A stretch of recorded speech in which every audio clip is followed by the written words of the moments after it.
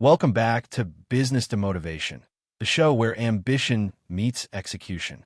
I'm Dave, and today I want to talk to you about one of the most underrated skills in entrepreneurship, knowing when to ask for help and knowing when to just move. Because if you're stuck right now, it's usually not because you lack ideas. It's because you're waiting to feel ready, waiting for the perfect timing, waiting for confidence to show up like a delivery at your front door. Let's say you've got a business idea sitting in your notes app, or a side hustle you've been quietly planning, or a product concept, a podcast, a brand, a service you keep thinking about. If that's you, listen closely. The main theme today is simple. Stop negotiating with yourself. Start taking action. Not someday, not after one more course or one more logo revision. Today, here's something people don't like hearing, but it's true. Ideas are everywhere. They're cheap. Execution is rare. Execution is what turns a thought into something real. And right now, there are people with less experience than you, less talent than you, and honestly less planning ability than you, who are winning simply because they started before they felt prepared. So let's talk about why you're not moving yet. First up, the myth of readiness. A lot of people imagine successful entrepreneurs as these confident, fearless people who had it all figured out at the beginning. But most of them didn't. They started nervous. They started confused. They started while money was tight. They started not knowing if anybody would care.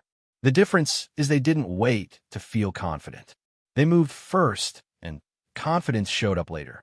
That's the part most people get backwards. Confidence is not the prerequisite.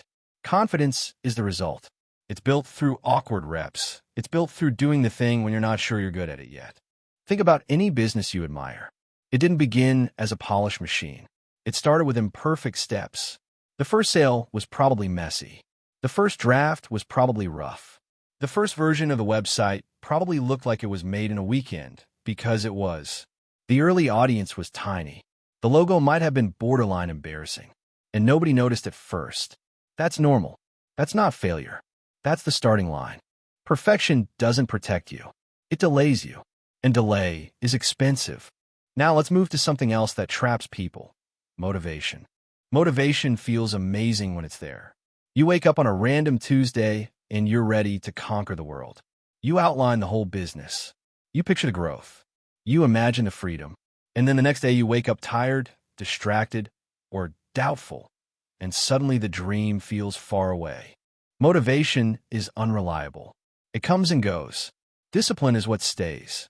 Discipline is what carries you on the days when nobody is cheering for you, when your friends don't get it, when the results are slow, and when it feels like you're posting into the void or building in the dark.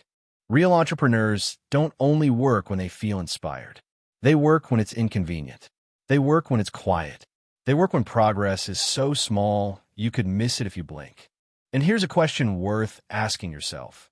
If you required motivation to show up every day before you took action, how many days would you actually move your business forward? Not many. That's why the people who succeed usually aren't the most hyped. They're the most consistent. Consistency isn't glamorous. It's not flashy, but it wins. Next, we need to talk about overthinking. Because overthinking sounds like productivity, but it's often just fear wearing a suit. People spend months researching, tweaking, redesigning, comparing themselves to others, watching what competitors are doing, changing their plan, changing it again. And while they're doing that, somebody else launches. Somebody else puts out the first version. Somebody else gets the first customer, the first bit of feedback, the first real-world lesson.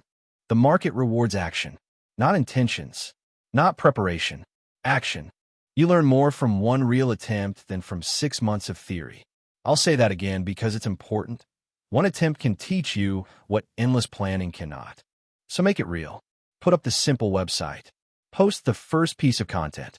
Reach out to a potential client. Make the offer. List the product. Start the channel. Your first version doesn't need to impress everyone. It just needs to exist so it can improve. And that brings me to a harder truth about success.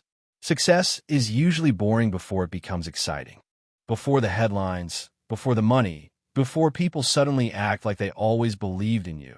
There's a long stretch where it feels like nothing is happening. You're working and the results look small. You're learning, and it feels slow.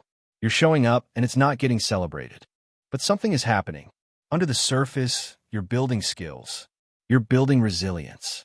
You're building systems. You're collecting experience and credibility.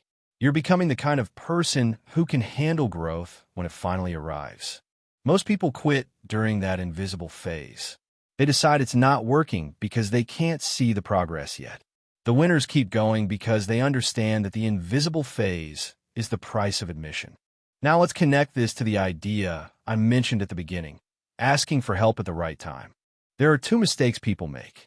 One is never asking for help because they think they have to prove something, or they're embarrassed, or they don't want to look inexperienced. The other mistake is asking for help as a substitute for action. Asking for help instead of trying. Asking for clarity when clarity only comes after you move. So what does asking for help at the right time look like? It's when you've taken a step, you've hit a real obstacle, and you need a faster path forward.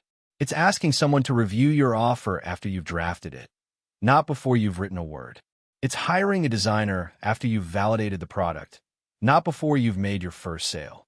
It's joining a community because you're executing and you want accountability, not because you're hoping the group will magically make you motivated. Help should multiply your action, not replace it. And finally, I want to talk about your future. Because your future business isn't built in one big cinematic moment. It's built in the unsexy hours, the extra hour after work, the early mornings when the house is quiet, the weekends when you could be relaxing, but you decide to build, the repeated small actions nobody sees. One email, one customer conversation, one video, one improvement, one decision to keep going. That's how things compound. That's how companies grow. That's how brands are built. That's how lives change. So here's your reminder today. You don't need permission. You don't need perfect timing. You don't need everything figured out. You need to begin. Because the gap between people who dream and people who succeed is often just one thing: action. So whatever idea has been living in your mind, whatever project you keep promising you'll start when you feel ready, let this be your moment. Take one step today, then take another tomorrow. And if you need help, ask at the right time in a way that pushes you forward. But don't wait for confidence to arrive first. You build confidence by doing. Thanks for listening to Business to Motivation.